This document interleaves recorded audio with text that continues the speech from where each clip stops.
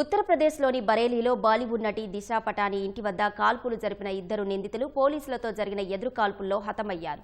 ఈ ఘటనలో 4 పోలీసులకు బుల్లెట్ గాయాలయ్యాయి. ఈ నెల 12న బరేలీలో నటి దిశా పటాని ఇంటి వెలుపల తెల్లవారుజామున 3:45 సమయంలో ఇద్దరు నిందితులు కాల్పులకు పాల్పడ్డారు. ఈ ఘటన స్థానికంగా భయాందోళన రేపింది.